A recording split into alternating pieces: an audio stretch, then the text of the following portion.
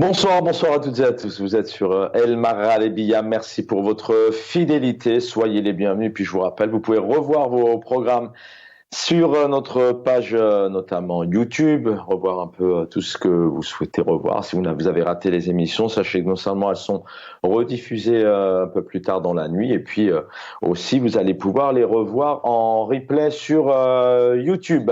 On continue. L'actualité de la semaine a été dominée, vous le savez, par cette adhésion aux BRICS, en tout cas de certains pays qui s'en réjouissent, hein, comme l'Argentine, les Émirats arabes unis ou encore l'Éthiopie ou par exemple l'Iran, hein, qui rejoint donc le Brésil, la Russie, l'Inde, la Chine, l'Afrique du Sud. Donc le verdict est tombé en ce milieu de semaine.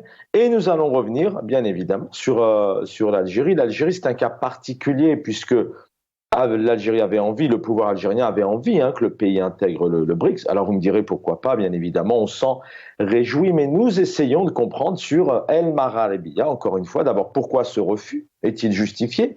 Il est important d'éclairer les téléspectateurs et les téléspectatrices, et puis surtout de comprendre comment le président algérien, Abdelmadjid Tebboune, s'est vraiment vanté. Pour lui, il y avait tous les éléments dans cette Algérie qu'il est a priori censé maîtriser en termes d'économie.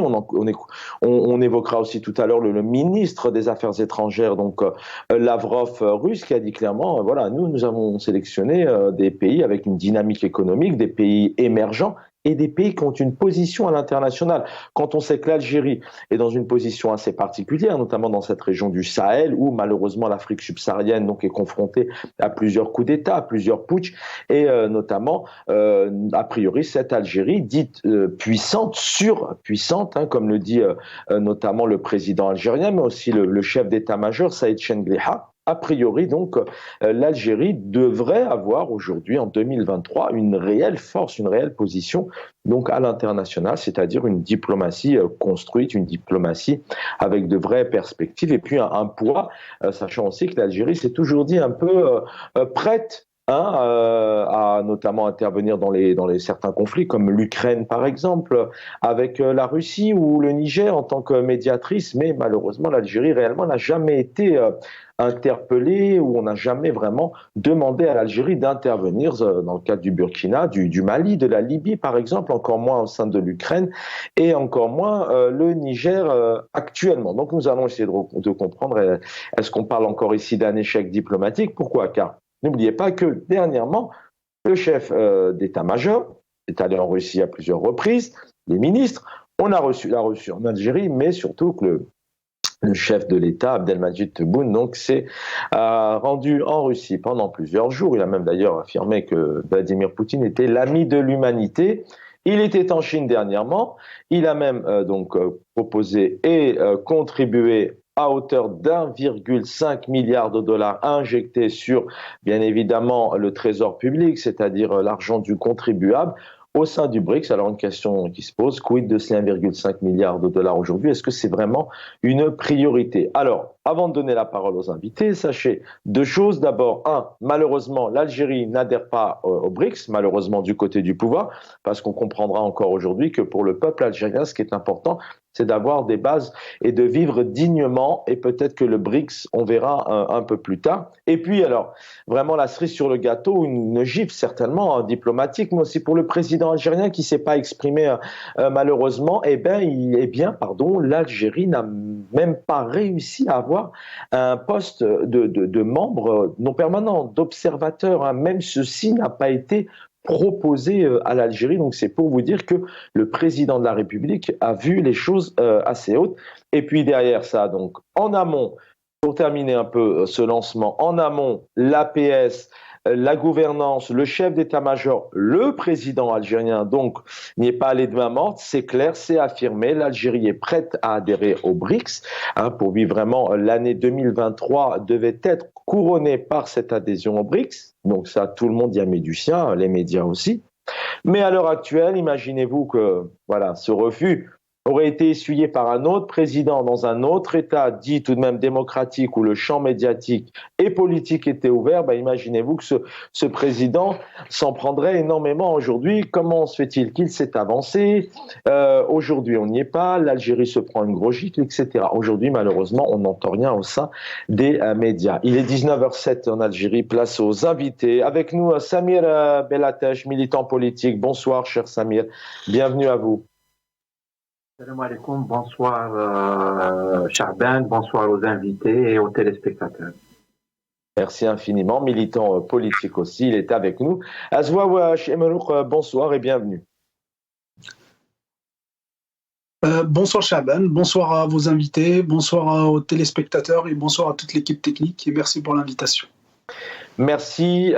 Donc, je voudrais juste saluer d'abord, on a une pensée pour les détenus d'opinion aujourd'hui, ceux qui tentent de s'exprimer. Il y a une réalité aujourd'hui, nous ne sommes pas les seuls à le dire. Il y a une réalité, les ONG qui crient vraiment au scandale. Et puis, je voudrais avoir une pensée à Shamseddine Brahim d'Ibrahim Al-Alami, donc qui est en grève de la faim depuis le 3 août et qui malheureusement a été hospitalisé. Je pense que vous allez réagir tous les deux là-dessus. Voilà ce qu'il a répondu à ses avocats qui tout de même lui ont dit écoute, c'est pas raisonnable. Il tente coûte que coûte qui reviennent un peu à la raison, mais il faut comprendre ce jeune militant, un poète qui prend 8 ans de prison. Il leur a répondu tout simplement « Il ne me reste que mes intestins pour militer après avoir été interdit de militer par la parole. » Samir Bellateche, malheureusement, c'est de plus en plus grave au moment où une Algérie, une certaine diplomatie reçoit, voyage, tente peut-être de démontrer une autre Algérie, un slogan d'une nouvelle Algérie qu'on va essayer de comprendre encore ce soir. On a des jeunes militants, des jeunes Algériens en fait, tout simplement, qui sont, au lieu de vivre normalement, qui sont en situation de grève de la faim et qui prennent 8 ans de prison. Comment vous expliquez ça? Vous êtes révolté dans cette nouvelle Algérie, dite par le président? Du point de vue des droits de l'homme, ça se passe très très mal en Algérie. Je pense que les Algériens eux-mêmes, parce que c'est eux qui sont concernés par ça, ils le savent très bien. Je pense qu'on n'apprend rien aux Algériens que la situation des droits de l'homme elle est catastrophique. Et puis la situation des droits de l'homme elle va aussi mal que tout le reste des secteurs, quels qu'ils soient. C'est la faillite du régime. Mais pour Brahim Al-Alami, moi, personnellement, je suis très triste pour le sort qui est réservé à Brahim Al-Alami, parce que c'est un militant plus pacifique que sa tumeur. Il a été très malmené, plusieurs fois emprisonné, et maintenant condamné à 8 ans de prison pour des faits liés à un trafic de drogue auquel il n'est absolument pas lié. Son dossier est clairement identifié comme vide, qui ne peut pas donner lieu à ce type de condamnation, et il a été condamné. En fait, il s'acharne sur Brahim Al-Alami. C'est très triste ce qui lui arrive. J'espère que sa santé ne va pas s'aggraver encore plus. Et le cas de Brahim Al-Alami est un peu comparable à tout ce que vivent énormément de jeunes qui sont arrêtés. Il y en a qui sont en prison, d'autres sous contrôle judiciaire, d'autres en fuite juste parce qu'ils ont fait un live sur Facebook et du coup, ils sont obligés d'aller se protéger, etc. La situation des droits de l'homme en Algérie, elle est catastrophique. Merci. Une réaction à Azwa Chemelouk. Je sais que vous êtes aussi très, très sensible à ces Algériens et ces Algériennes. D'ailleurs, peu importe l'âge, on le constate maintenant depuis plusieurs années, nous qui tentons aussi quand même de couvrir toutes ces questions importantes qui fâchent, même si au sein des médias algériens, on n'en parle pas. Azwa Chemelouk. Oui, c'est vrai que je suis pas le seul à être sensible à ça. Je pense que l'ensemble des Algériens qui sont sains d'esprit ils sont sensibles à ça, et même l'ensemble des humains, si on peut dire. Oui, je tiens à apporter ma solidarité à ce jeune homme Brahim Al-Alami, à tous les jeunes, à tous les détenus d'opinion, malgré, peu importe l'horizon idéologique, peu importe l'horizon politique d'où ils viennent. c'est quand même inacceptable ce qui se passe. Et malheureusement, il n'y a qu'une chose qui peut expliquer la situation actuelle, c'est la dictature. C'est-à-dire on est dans une dérive dictatoriale, peut-être je dirais sans précédent dans l'histoire peut-être politique algérienne. Je ne sais pas si l'époque de Boumedienne était aussi féroce que cette époque-là. Mais malheureusement, on vit franchement une tragédie sur le plan humain, et c'est vraiment. Mais si vous voulez, le pouvoir, il est dans son rôle. C'est un pouvoir dictatorial, c'est un pouvoir militaire qui est là par la violence. Il est dans son rôle. Je le justifie pas, mais je l'explique. C'est-à-dire que lui, il va falloir qu'il recourir à la violence pour se maintenir. Donc, si vous voulez, il n'y a pas de légitimité. Et pour calmer ou faire taire les voix discordantes, soit c'est la prison, soit c'est l'exil, soit parfois c'est les méthodes radicales, c'est-à-dire c'est l'assassinat au sens propre du terme, mais ça c'est propre des régimes dictatoriaux. Charge à nous, en tant que peuple algérien, de dire basta à ça avec des actions, c'est-à-dire de s'organiser, d'y aller dans le sens donc de maturation politique, d'apporter des solutions politiques pour que ce pouvoir ne puisse plus avoir à sévir dans l'Algérie. Donc, si vous voulez... Qu'est-ce que vous dites à ces Algériens qui, parfois pour certains, qui acceptent, d'autres qui subissent, d'autres qui sont aussi dans la colère? Le nouveau slogan, tout de même, depuis maintenant plus de 4 ans, bientôt 5 ans, une nouvelle Algérie, une Algérie donc qui avance vers l'excellence, qui même défie toutes les nations. On peut réécouter, mais c'est vrai que moi je préfère donner la parole à mes invités, mais ce sont des mots émanant de l'APS, émanant du corps militaire, émanant aussi du président algérien. La nouvelle Algérie, on peut faire de la politique, on est libre, le pays est en train vraiment de dépasser toutes les nations à tous les niveaux. Ce slogan de nouvelle Algérie, aujourd'hui à la veille de cette présidentielle. La question est pour moi, Chaban. Oui. Et on fera réagir Samuel Bellatel juste derrière. Si vous voulez, la nouvelle Algérie, c'est-à-dire que c'est un slogan qui vide de sens. Et ça, c'est le propre de tous les systèmes, c'est-à-dire totalitaires. Donc, on utilise des slogans qui ne veulent rien dire. C'est-à-dire, au fait, si vous voulez, le régime de Tebboune ou le pouvoir à sa tête Tebboune, il voulait se démarquer de l'ère de Bouteflika. Il faut le rappeler parce qu'en fait, c'est une guerre aussi d'éléments de langage. Moi, je préfère l'appeler l'ancien Premier ministre de Bouteflika, c'est-à-dire pour lui rappeler qu'il était aussi responsable de l'échec de l'Algérie, même s'il veut se démarquer de l'ère des Bouteflika en appelant l'Algérie nouvelle. En fait, si vous voulez, l'Algérie nouvelle, c'est un slogan vide de sens, et ça, c'est le propre de tous les systèmes totalitaires. Mais l'Algérie nouvelle ne veut pas dire démocratique, ça ne veut pas dire l'Algérie des libertés, ça ne veut pas dire l'Algérie de prospect, l'Algérie qui s'ouvre au monde. Bien au contraire, on voit une Algérie qui sombre dans la dictature, qui sombre dans la violence aveugle, aussi qui sombre c'est-à-dire dans des conflits territoriaux. Là, aujourd'hui, on est entouré, c'est-à-dire on est presque l'ennemi de tout le monde aujourd'hui. D'ailleurs, on parlera du BRICS, et un des éléments qui a laissé les membres de BRICS de ne pas choisir c'est-à-dire de ne pas retenir la candidature de l'Algérie, c'est justement cet enfermement envers soi et de se créer des ennemis dans la région plus proche, et même la région un peu lointaine. Donc, si vous voulez, l'Algérie nouvelle, voilà, c'est ça. Donc, il faut le rappeler, parce que le pouvoir a toujours essayé de dire que l'Algérie nouvelle, c'est l'Algérie qui va prospérer, alors que c'est pas vrai. La nouvelle n'est pas synonyme de démocratie. Nouvelle n'est pas synonyme de liberté. Nouvelle n'est pas synonyme de progrès et de toutes les vertus, si vous voulez. Donc, et c'est aussi une guerre d'éléments de langage. Il faut toujours le rappeler que monsieur Tebboune, c'est un ancien Premier ministre de Bouteflika, malgré c'est-à-dire cette volonté de se distinguer de l'ère de Bouteflika. C'était le Premier ministre de Bouteflika. C'était le commis de l'État pendant 50 ans, du pouvoir pendant 50 ans. Donc, si vous voulez, il faut toujours le rappeler. L'Algérie nouvelle, ça ne veut rien dire. L'Algérie nouvelle, c'est plutôt l'Algérie dictatoriale, l'Algérie totalitaire. Un mot, Samir Belatesh, avant qu'on entre effectivement dans, même si ça sera de la continuité bien évidemment, mais un mot effectivement, bientôt 5 ans, avec un chef d'État, un président qui est arrivé en essayant de proposer des choses, en redynamisant peut-être les choses comme d'ailleurs pour lui d'ailleurs peut-être qu'il vit pas dans le même monde, hein, parce que là où il voyage, pour lui, il est dans un pays tout à fait normal, jusqu'à ce que dire, mais on en parle juste derrière, jusqu'à ce que dire que l'Algérie, elle est vraiment prospère économiquement. Cette nouvelle Algérie, politique de répression, de développement, d'ouverture? Non, comme ça vient d'être dit, il n'y a pas de nouvelle Algérie, malheureusement. La dictature est la même, les Algériens le savent.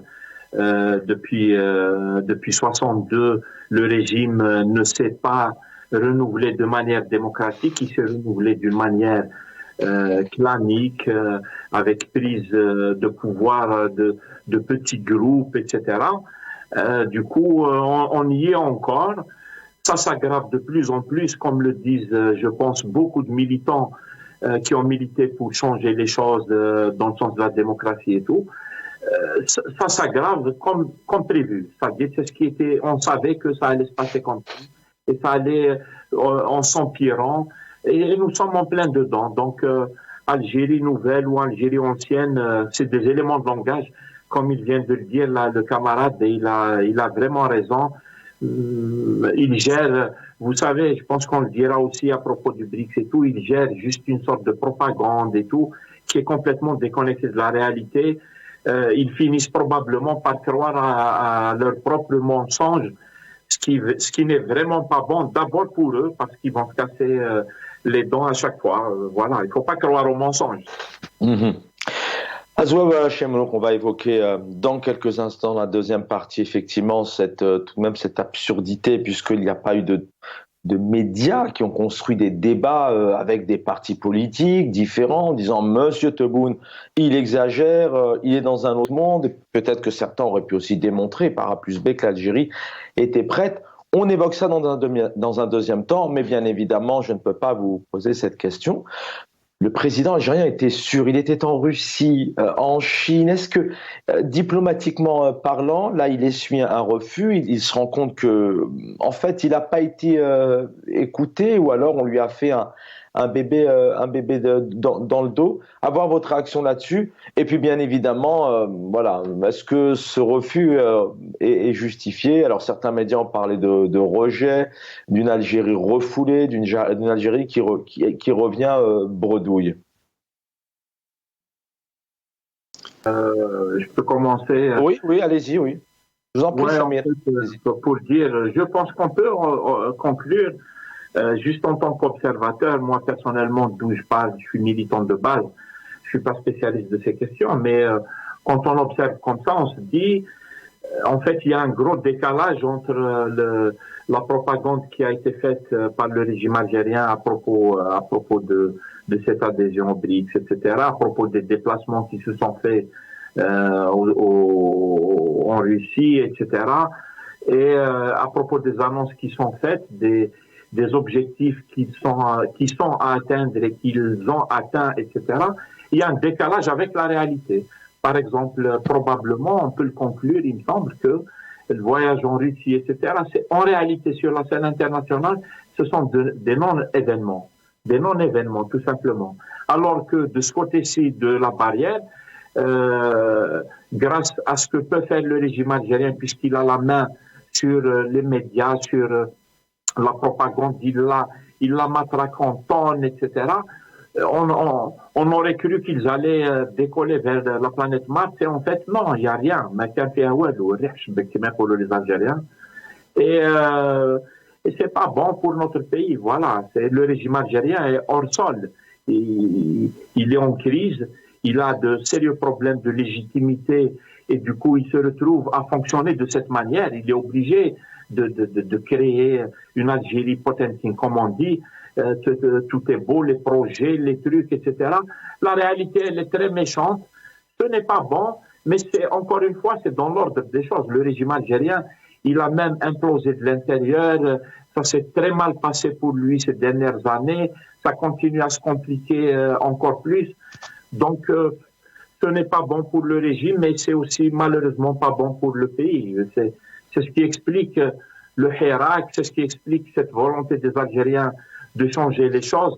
Les Algériens veulent une nouvelle Algérie, mais la nouvelle Algérie du Hirak, celle que revendiquent les Algériens, pas ça qui est totalement faux, c'est du cinéma.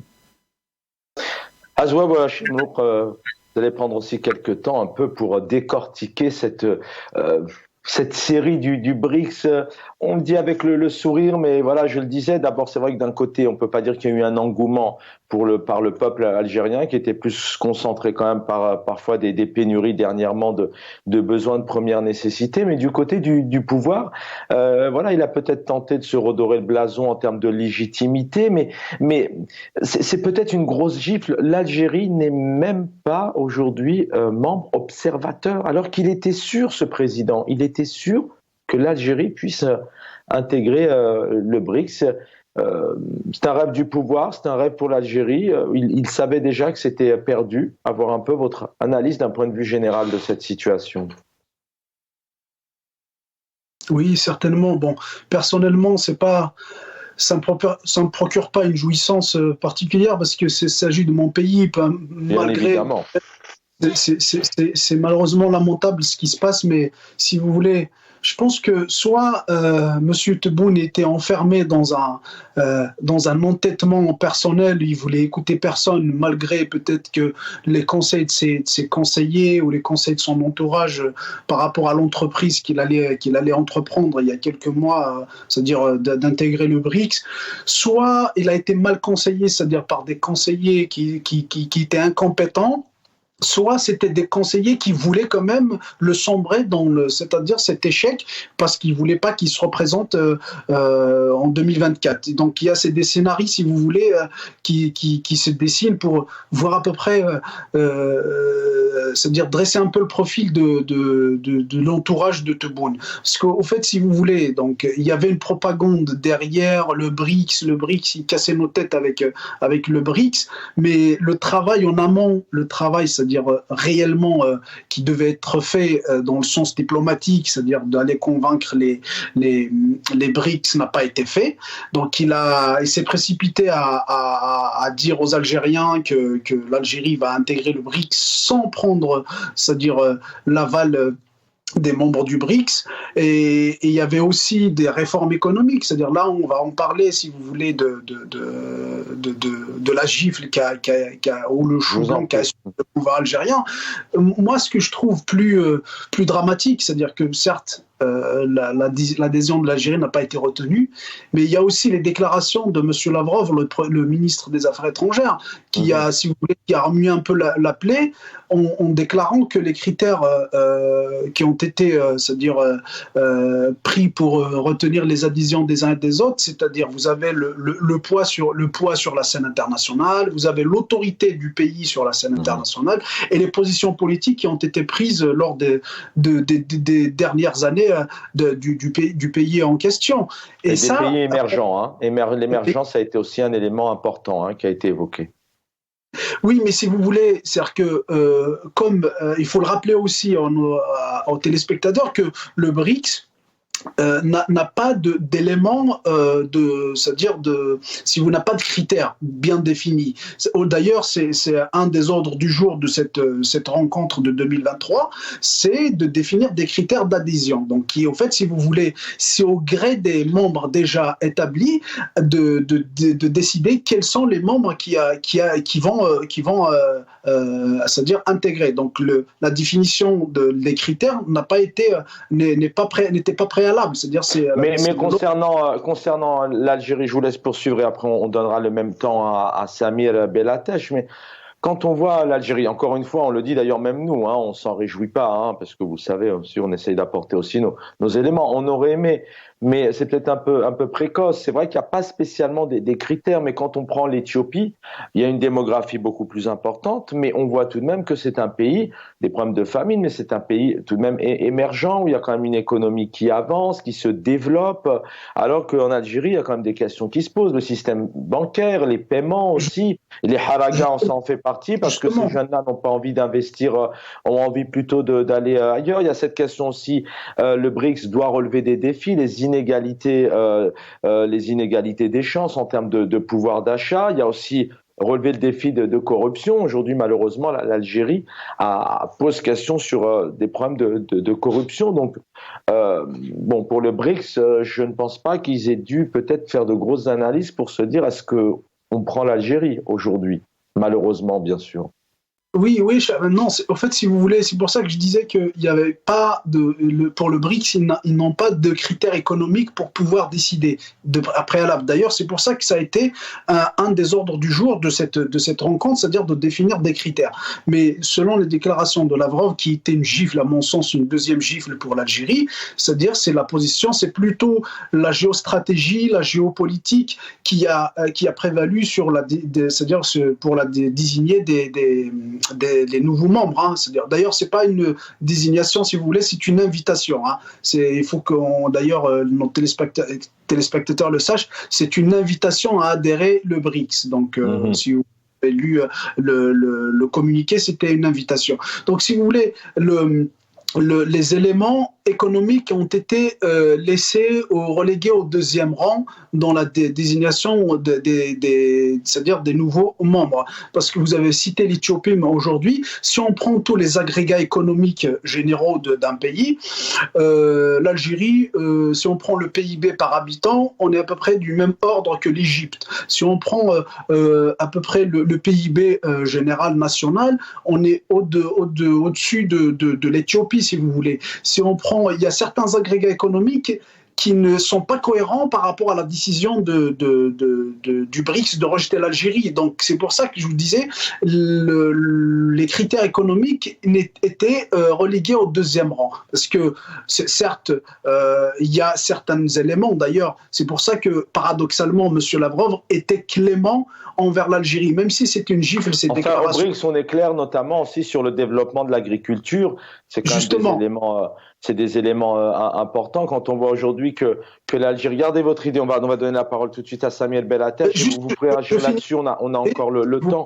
Mais si vous permettez, je finis juste l'idée. C'est-à-dire que, si vous voulez, Lavrov était paradoxalement clément par rapport à l'Algérie, malgré sa gifle, mais c'est qu'il n'a pas voulu c'est-à-dire évoquer, si vous voulez, le manque de visibilité économique, l'incertitude juridique, l'enfermement économique. L'Algérie, il faut le rappeler, c'est un des pays les plus fermés économiquement dans le monde, c'est-à-dire en termes financiers, en termes commerciaux, et il faut le rappeler aussi que l'Algérie n'est pas un membre de l'OMC aussi, de l'OMC. Et on a reproché aussi à l'Algérie en tout cas les observateurs le disent parce que les choses se disent maintenant. Ils étaient des dizaines autour de cette table dans le cadre de ce 15e sommet. On reproche, en tout cas on dit à l'Algérie aujourd'hui, après toutes ces années, la seule ressource c'est la dépendance aux hydrocarbures, qui est une richesse naturelle. Et je rappelle aux téléspectateurs, l'Algérie a une richesse en termes d'hydrocarbures, de pétrole, mais il faut savoir que l'essence donc, est importée, puisque c'est le pétrole brut. Samuel Bellattech, je vous laisse évoquer un peu sur tout ça et je vous repique là-dessus parce qu'on s'intéresse beaucoup à la diplomatie, au pouvoir algérien, parce qu'on se rend compte quand même que le pouvoir... Il n'y a pas eu des manifestations en disant on a envie d'être au BRICS. Mais est-ce qu'il ne s'est pas pris une gifle au sens diplomatique? Est-ce que, quelque part, la Russie et la Chine, en fait, se contrefichent un peu de l'Algérie aujourd'hui en termes de relations, d'entrepreneuriat, de développement économique? Est-ce que le régime a pris une gifle? Je pense qu'on peut le confirmer. Notamment, c'est une gifle qu'il s'est faite donner lui-même. Parce que finalement, comme le disent certains qu'on suit sur les réseaux sociaux, ils disent, c'est-à-dire que le débat lui-même sur l'adhésion à l'organisation des BRICS, c'est un débat peut-être qu'il faut le mener. Il faut poser la question, est-ce que l'Algérie a un intérêt à y aller? Quelles sont nos capacités à aller au BRICS? On doit travailler des choses. Le sujet, il peut se poser, etc. Sauf que le régime, il ne l'a pas posé de cette manière. Le régime algérien, il est dans une situation telle que même cette adhésion-là au BRICS, il l'a posée d'une manière qui lui a causé une gifle. C'est-à-dire que si on lui refuse l'adhésion au BRICS, Lui-même, le régime algérien, a présenté les choses comme étant un grand échec, etc., parce qu'il avait fait une surpropagande sur l'adhésion aux BRICS à cause des problèmes qu'il a. Il manque de légitimité. Du coup, ça pourrait donner de la légitimité. Même que le clan qui est derrière Tebboune et ceux qui décident actuellement, ils veulent absolument réussir quelque chose pour avoir plus de poids, etc. Donc, la façon de poser les problèmes, c'est mal fait. Malheureusement, je vous le dis, sur ça comme sur beaucoup de sujets. Le sujet de la diplomatie, je pense qu'il est très, très important. Ça serait vraiment dommage, à mon avis, en tant que citoyen, j'observe, je pense que même sur le plan diplomatique, l'Algérie est en train de décliner. C'est un des symptômes de ce qu'est devenu l'Algérie avec le régime dictatorial en place. Tout s'écroule. C'est dû à quoi ça justement, Samir Bellateche, selon vous, avec un pays qui géographiquement est une puissance, le plus grand pays d'Afrique, Afrique du Nord, Maghreb, Afrique subsaharienne, c'est dû à quoi justement que cette... alors à la fois, on a quand même un pouvoir qui nous dit qu'il y a un retour sur la scène internationale. J'invite les téléspectateurs à se rendre sur l'APS, notamment entre le 20 juin et le 20 juillet dernier. On nous dit qu'il y a un retour sur la scène internationale, mais on se rend compte tout de même qu'il y a une diplomatie qui n'arrive pas à signer un BRICS, qui n'arrive pas vraiment à être interpellée, à ce que vraiment on lui donne des clés pour régler aussi de jouer aussi réellement le médiateur par exemple. Il y a comme le disait Azouaf Chemour à l'instant, effectivement, c'est un pays aujourd'hui, la France, on n'en parle même pas, il y a la Libye, la Tunisie aussi, c'est devenu difficile, les Émirats Arabes Unis, qui, je le rappelle, sont invités à intégrer le BRICS. C'est dû à quoi que cette diplomatie algérienne n'arrive pas vraiment à utiliser ses cartes pour... c'est de la sagesse, c'est de l'incompétence, c'est... L'incompétence. Le régime algérien, malheureusement, il a... comment dire déjà, il a fait de l'incompétence et des gens qui prennent des postes importants, etc., basés pas sur la compétence, mais par l'allégeance au clan en place, au général en place, etc. Ça a fait sur 10 ans, 15 ans, 20 ans, 30 ans, une dégénérescence en fait de la situation. On le voit sur tous les secteurs. Et on le voit aussi, je pense, sur le plan international et sur le plan de la diplomatie, ce qui est très dommage parce que l'Algérie, c'est-à-dire sans dire que, comme on a l'habitude de voir, on est très important, on a un ego très important, enfin peut-être les Algériens, entre guillemets bien sûr, mais l'Algérie, elle a un rôle à jouer, je pense, sur la scène internationale, elle a un rôle à jouer sur la scène régionale, sur ce qui se passe dans la région. Le peuple algérien, c'est un peuple ambitieux, comme on dit, je pense. Autant il est pacifique, autant il n'a jamais ni envahi qui que ce soit, ni mais autant il a aspiré à une vie digne, à une vie meilleure, à une meilleure répartition des richesses, etc. Donc le peuple algérien et l'Algérie, je pense, comme dans son histoire toute récente, elle a joué un rôle important. C'est dommage que on voit à quel point on est arrivé où on ne joue plus. On a c'est plus intéressant.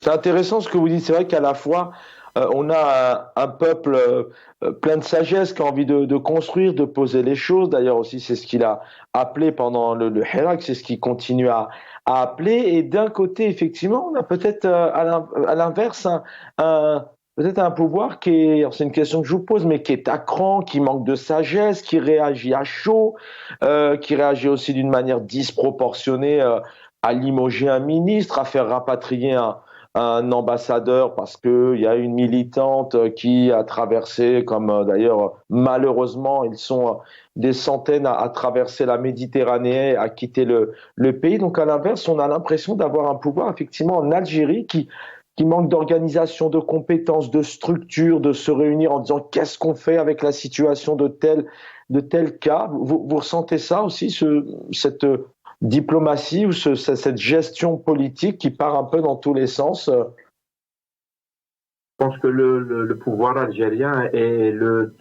plus mauvais représentant du peuple algérien. D'ailleurs, il ne le représente pas. Le peuple algérien est à un autre niveau et on a un régime qui est complètement défaillant et qui continue à être défaillant et qu'il faut absolument corriger et tout. C'est pour ça qu'il y a le Hirak. Azouav Chemlo, peut-être une réaction aussi un peu, vous voulez apporter d'autres éléments, et puis sur la gifle, on n'a pas d'autres mots, mais est-ce que réellement, en fait, tout ça, c'est tout ce ramdam où Poutine reçoit Tebboune vraiment devant tous ces pays dans le cadre de ce rendez-vous autour notamment de l'économie? Je rappelle que le chef d'état-major s'est rendu aussi le 25 juillet pendant le putsch, aussi au Niger, en Russie. Avoir aussi un peu votre avis en termes d'échec ou pas diplomatique, maintenant qu'on a énuméré tout de même certains éléments qui font qu'aujourd'hui l'Algérie, peut-être que c'est pas une priorité.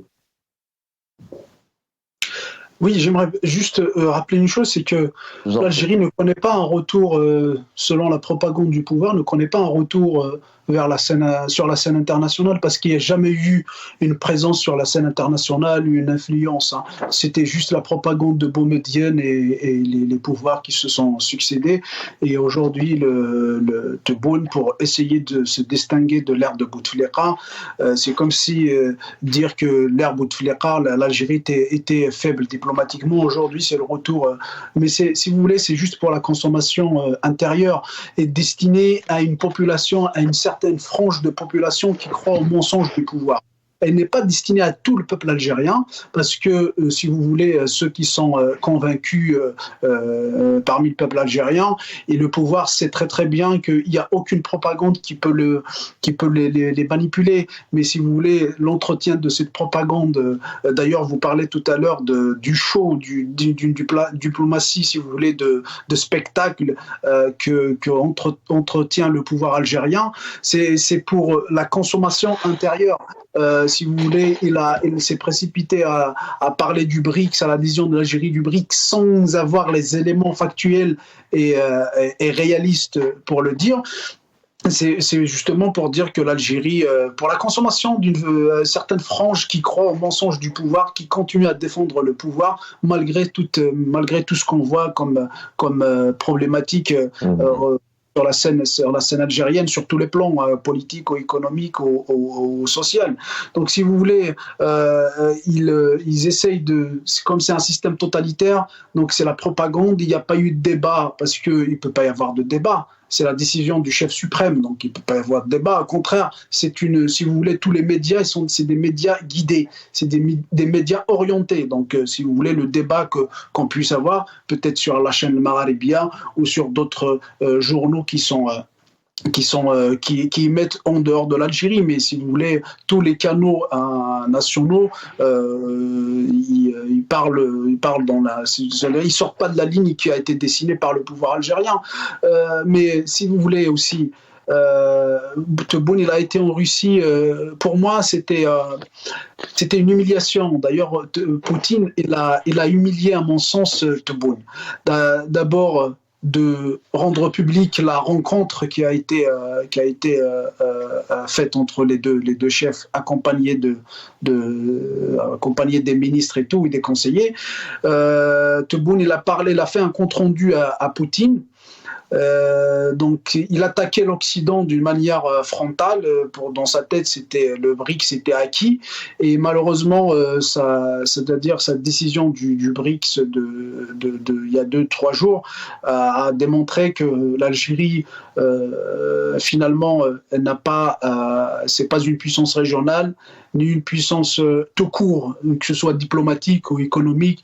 Parce qu'il faut le rappeler aussi, c'est que, si vous voulez, pour avoir une force diplomatique, une force réellement, il faut quelques éléments qui sont, à mon sens, très très importants. Vous avez la stabilité politique, c'est-à-dire que s'il y a une démocratie, s'il y a une alternance au pouvoir, pacifique au pouvoir dans un pays, donc ça procure une stabilité politique et ça donne une force, parce que les pouvoirs ou les gouvernements agissent tout en ayant une légitimité. Quand vous avez un peuple derrière vous, vous avez quand même une force vis-à-vis des partenaires étrangers. Vous avez aussi la puissance économique. Alors que l'Algérie, si vous voulez, on est les pays les plus enfermés économiquement. On est le pays qui dépend des hydrocarbures, qui est une richesse qui a été créée il y a des millions d'années. On n'est même pas responsable de cette richesse. On est dépendant à 98%, c'est-à-dire qu'on est mortellement exposé économiquement. Et puis vous avez aussi la puissance militaire, c'est-à-dire que tout ce qui est technologie militaire, tout ce qui est armée, tout ce qui est équipement militaire, tout ce qui est que ce soit armes tactiques ou armes stratégiques, alors que l'Algérie, on importe la moindre munition de l'étranger, de la Russie généralement, c'est-à-dire d'une manière principalement de la Russie. Donc vous croyez que la Russie va vous vendre des armes qui sont plus performantes que les armes qu'elle a à sa disposition? Jamais. Donc si vous achetez des armes d'un pays, le pays en question ne va pas vous vendre des armes qui sont plus performantes que ses propres armes. Donc si vous voulez, quand on n'a pas une technologie, quand on ne maîtrise pas la fabrication des armes stratégiques ou tactiques, on ne peut pas parler de force. On peut pas. D'ailleurs, si vous voulez, l'exemple le plus illustrant à mon sens, c'est l'intervention de la CEDEAO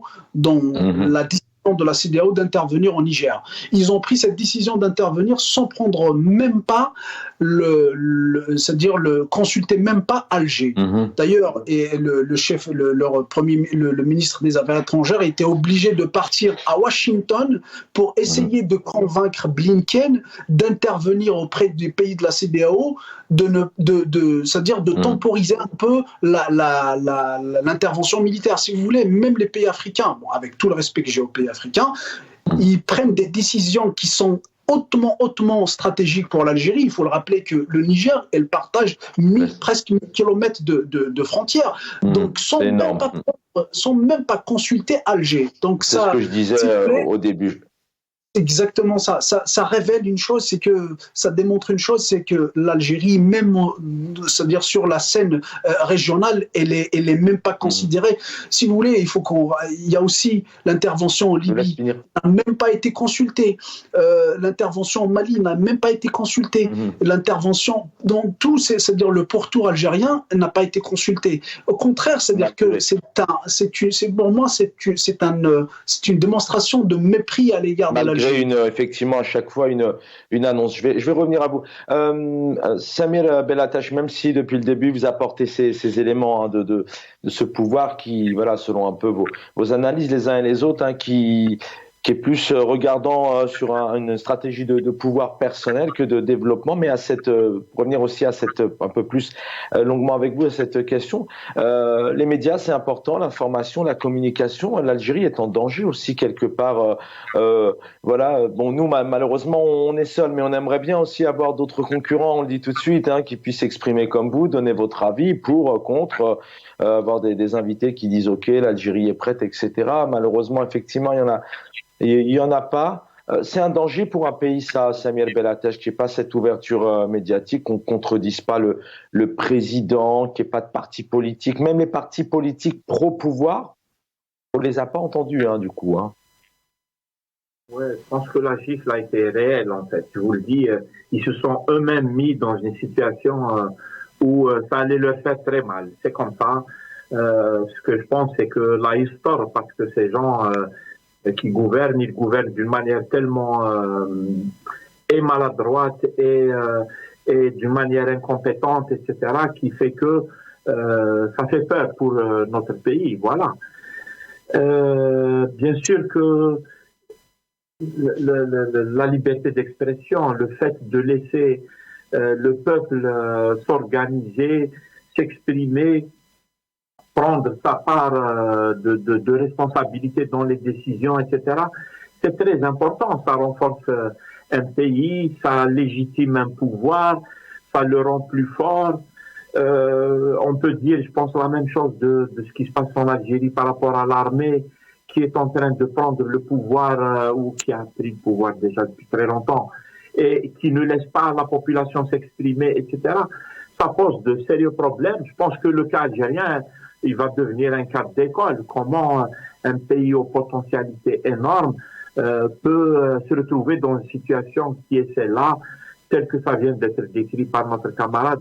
Malheureusement, l'Algérie, elle n'a plus le poids ni dans sa région, ni sur les questions importantes, ni quand même, il faut rappeler que l'Algérie, c'est sa place à l'échelle internationale, elle l'a depuis la révolution algérienne. C'est-à-dire que elle a un sens tel que l'on dit, je rappelle aux gens qui nous écoutent, tel que l'on dit les intellectuels qui avaient écrit une lettre l'autre fois pour soutenir le journaliste au Qadi Ihsan, et ils ont rappelé l'image qu'ils ont de l'Algérie, parce que l'Algérie c'est aussi une idée, c'est aussi un symbole de lutte pour les indépendances, pour la dignité humaine, etc. C'est vraiment triste que notre pays se dirige de cette manière vers une sortie de tout ça, c'est-à-dire où l'Algérie ne voudra plus rien. C'est malheureux. Comment on peut se sortir de...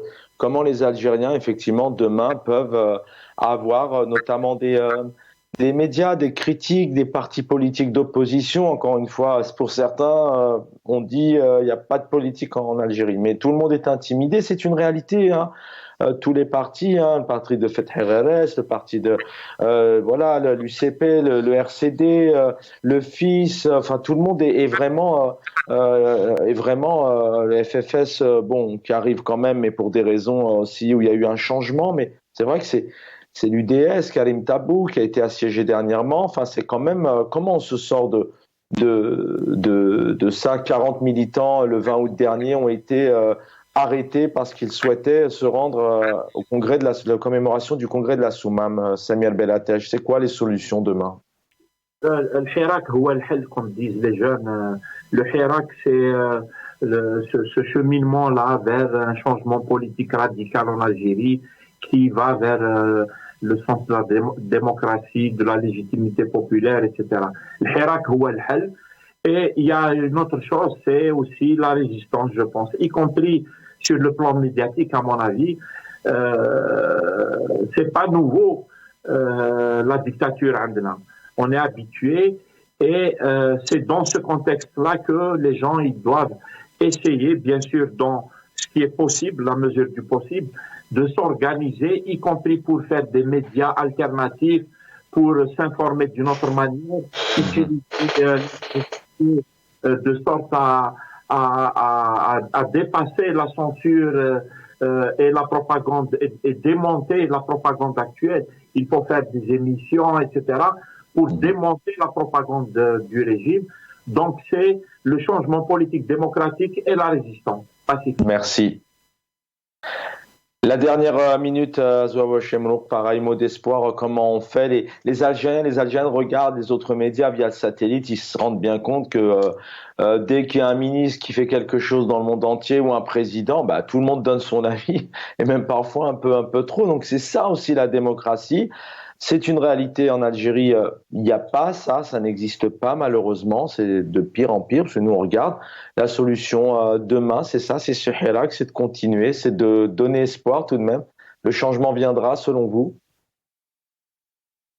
Alors, je prétends pas avoir toutes les solutions, mais à mon sens, il y a certains éléments qui pourront ou qui pourraient, je parle conditionnel, qui pourraient, c'est-à-dire nous sortir de cette situation-là. Si vous voulez, on peut parler de l'organisation. Moi, je suis attaché à l'organisation. C'est-à-dire qu'il faut, quand on parle de l'organisation, il ne faut pas qu'on le pense c'est-à-dire dans cette perspective de représenter qui que ce soit. C'est plutôt dans la perspective d'apporter une maturation politique pour l'Algérien d'une manière générale. Parce qu'en fait, si vous voulez, il faut qu'on change aussi les mentalités. Parce que l'Algérien, on a tendance c'est-à-dire à voir la politique au sens mauvais c'est-à-dire du terme, au sens qui est un peu diabolique du terme. Et ça, c'est faute, c'est-à-dire c'est dû au pouvoir algérien qui nous a diabolisé la politique. Retrouver la confiance.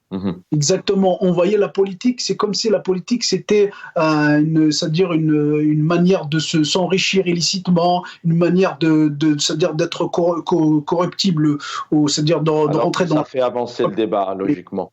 Mais si Merci. Vous voulez, si vous voulez, il faut voir la politique au sens noble du terme, c'est-à-dire c'est celle qui change le quotidien des Algériens. Il faut que tous les Algériens s'emparent de la politique. C'est l'avenir de nos enfants qui est en jeu. S'emparer de la politique, effectivement. Donc s'exprimer, tout simplement, donner ses idées. Faut-il encore le pouvoir, mais voilà, on espère effectivement que les choses évolueront. Azo Hachem, merci infiniment pour votre fidélité. Samir Bellatesh, merci aussi pour votre présence. L'équipe en régie, merci infiniment pour le travail que vous faites dans l'ombre. Je vous laisse dans quelques instants. Donc avec logiquement, c'est Samir Khaldi qui sera aux commandes de Al-Amr. Bonne soirée à tous, prenez soin de vous.